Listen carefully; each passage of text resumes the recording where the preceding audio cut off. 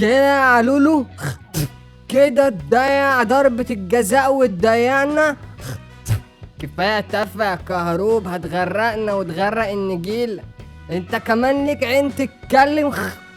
ده انت الكلام اللي بيتقال عليك صح بقى. هو انت مش جيت لي يا كهروب بعد ضربة الجزاء وقلت لي ولا يهمك تتعود؟ دلوقتي انا السبب؟ ما هي ما تعودتش يا اخويا، ما تعودتش، وكان زماننا متأهلين، انما كله منك بسببك. مش تضيع ضربة الجزاء وتسكت، لا اوفلاين طول الماتش، ما شفناش منك حاجة. خلاص بقى يا كهروب، ما تضغطش عليا اكتر من كده. هو انت لسه شفت ضغط؟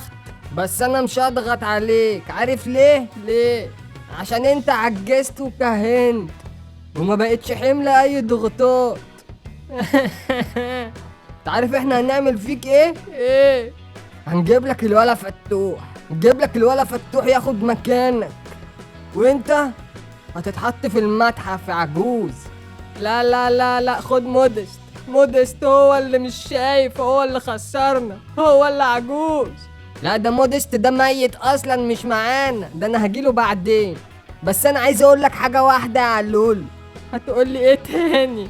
كده سان داونز بقى عقده لينا رسمي. يا جدع ما تقولش كده، ما بنتعلمش من غلطنا، كل مره يكسبونا. ايوه بس هناك فرق، المره دي كسبونا واحد بس. يا قلبي، ما كنتش متخيل اني هعيش لليوم ده الا اشوف اللي كنا بنعمله في الناس بيطلع علينا احنا، يتقال لنا نخسر واحد بس. ده احنا ما نعرفش يعني ايه خسارة. ما هو الصراحة بقى تتقال، ومش عشان انا جنوب افريقي يعني، ولا عشان كنت بلعب معاهم، بس هم اتقل مننا بكتير قوي.